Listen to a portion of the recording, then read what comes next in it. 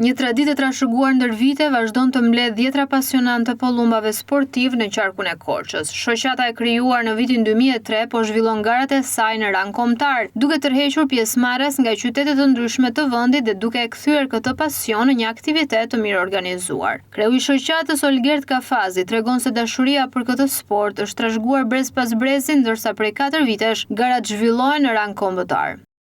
Kjo shoqatë është krijuar që në vitin 2003 nga themeluesit e kësaj shoqate, që janë sot janë në moshë madhore realisht dhe na kanë trashëguar si kulturë këtë pjesën e garimit të pollumbave dhe ne vazhdojmë me hapin e tyre për të ecur përpara drejt një adrenaline që këta na sjellin dhe ne shijojmë këtë pjesë. Ne me thënë të drejtën unë personalisht kam afërsisht 16 vite që vazhdojmë me garat e pollumbave, por këto vitet e fundit, të paktën 3 vitet e fundit, 4 vitet e fundit, kemi filluar që kjo luhet në rang Shqipërie, nacional.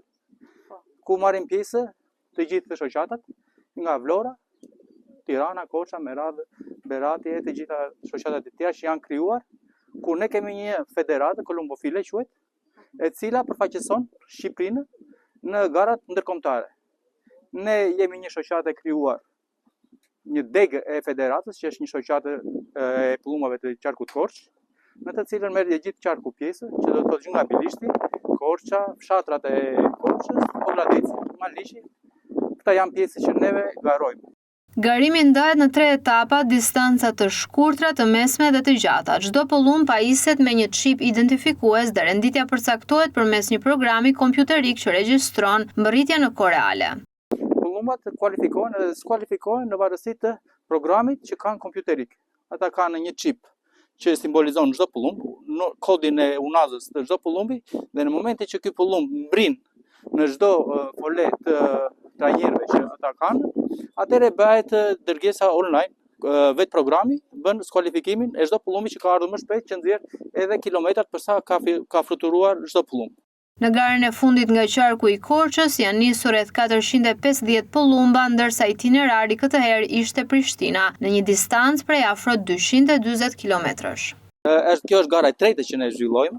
Domethënë kemi filluar nga 130 kilometra dhe tash jemi në Prishtinë, ku është gara e tretë, e cila është afërsisht 230 deri në 240 kilometra në varësi të distancave që kanë çdo kafaz që ne kanë pollumbaricit. Në mëngjes, në orën 7:30 afërsisht 8 lëshohen pollumbat dhe kjo zgjat afërsisht në varësi të kilometrave gjithmonë. Meton bëhet një përpjesëtim që ne shpresojmë që kjo garë të jetë afërsisht 2 orë gjysmë larg, domethënë. Domethënë për 2 orë gjysmë duhet të vinë pollumbat, domethënë në Korçë. Për veteranët e këtij sporti, siç është Seladin Mema, pasioni mbetet i pandryshuar edhe pas dekadash. Me pollumbat kam pothuajse 60 vjet që merrem, që fëmijë. I kam patër pasion, i kam qef, i trajtojmë siç duhet, se këta pollumba ne kemi bërë pollumba që moti si ata me undër që quanim. Kurse tashi kemi hyrë në këta pollumba sportive, pollumba gare, një adrenalinë të paparë, dhe mundohemi domethënë që të nxjerrim pollumba të mirë që të garojmë dhe të fitojmë. Pas 15 vitesh emigrim në Shtetet e Bashkuara, Mema u rikthye në Shqipëri për të rinisur nga e para këtë pasion. Unë faktikisht kam qenë në Amerikë, kam 15 vjet, tash u ktheva. Kur kemi qenë në parë, kemi bërë kam plot kupa që kam marrë. Tash u ktheva dhe fillova prapë nga e para. Tash kam 60 pollumba. Nuk kam shumë. Garus, të pollumba sportive. Edhe në Pogradec interesi për këtë aktivitet po rritet, sidomos mes të rinjve. Sot Iraq Vesho tregon se puna për përgatitjen e pollumbave nis që në muajt e parë të jetës së tyre.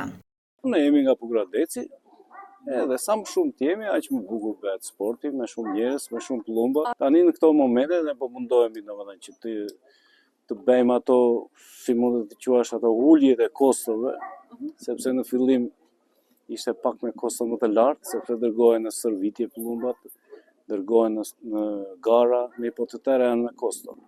Ne zakonisht ecim edhe sipas vendit ku jetojmë. Ne fillojmë nxjerrim zogj të vegjël në muajin dhjetor, që marrim edhe unazat identifikuese që ja u vëmë në kemp, dhe pastaj fillojmë i rrisim. Në 3 muaj domethënë që është një kohë, themi, disi e mirë, që ka hyrë edhe marsi, edhe koha ndryshon, duhet mbi 12 gradë. Minimalja që të fluturojnë, mos ftohen, mos bëhen, mos të ketë mod të keq. Edhe fillojmë i stërvitim që në fillim në kilometrë të vogla, dhe pasaj vazhdojmë duke e ushtuar sipas programeve që kemi. Megjithatë, krahas pasionit, anëtarët e shoqatës përballen edhe me vështirësi. Problematikat janë të shumta. Që nga momenti që neve shpjejmë pullumbat dhe nuk kufi, domethënë që realisht ka problematika, domethënë sepse vetë shteti nuk na ka dhënë favorizimet e duhura.